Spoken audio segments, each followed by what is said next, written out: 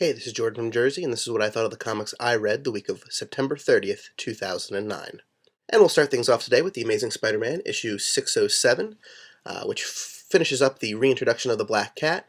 In this issue, her and Spider-Man go up against Diablo, a villain who was in the last issue. I didn't mention him, I don't think, but yep, turns out he was the main villain of this little arc.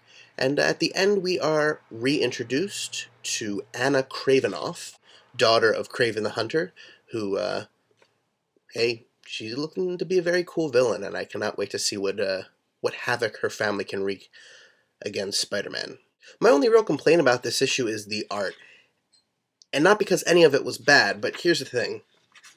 For the majority of the issue, this is how the art looks. I actually kind of really like it. Spider-Man is like this red and black in the costume instead of red and blue, which I've actually seen people say online that they didn't like that, but I don't know, there's just something about the way the red really pops when it's with the black, and since he's with Black Cat, you know, it could be some kind of stylistic mood metaphor thing, who knows, but hey, I like that. Only problem is, halfway through the issue, things change up, and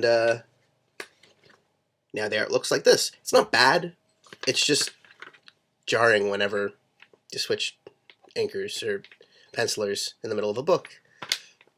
Whatever. Anyway, by the end of this issue, we are told that next issue will focus on who was Ben Reilly, and that will segue us into our next issue, which is Spider-Man Clone Saga, issue 1 of 6.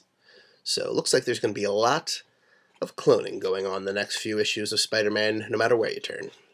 So I know a lot of people have major problems with the Clone Saga. They see Scarlet Spider here, or any of the other characters from that saga, and they get very distraught about just that era of comics. Now, for me, I came into reading comics after the Clone Saga was well finished. But when I was starting to read comics, it wasn't off of the new release shelves. It was it was out of long boxes down in Ocean City, New Jersey. There's a shop down there where they just had long boxes of comics, just a few of them, and, you know, 50 cents here, a dollar here. And those were the first comics I was really reading, was the Clone Saga. And Scarlet Spider, you know, he was wearing a hoodie. I love hoodies. That was awesome. And Kane was a really awesome villain and all these things. And you know what?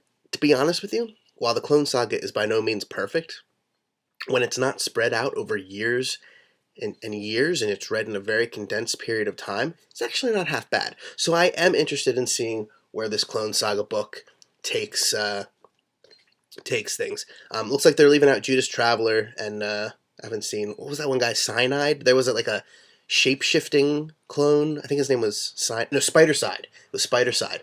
No sign of him, but it's just Kane, Ben Reilly, Aunt May, all that kind of stuff. The issue wasn't bad. It was very introductory, but it got a lot of stuff out of the way. Here's the weird thing with this issue, my actually biggest knock against it. The art is fine, however, it looks very mid-90s, not just in style, but in the way people are dressing, hairstyles, all that kind of stuff. But there's an American Idol reference. So I wish Marvel could have picked whether this was going to be a period piece or an update, because that was very strange.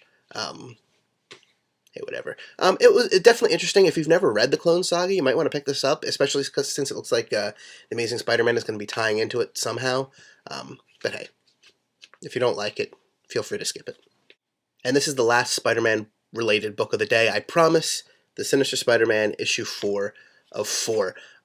Good issue, nice cap to the series. The only thing I really want to say about it is if you haven't checked it out, this issue alone might be enough to, you know, bring you into it, simply because you have Bullseye and Daken being told by Norman Osborn to kill Venom.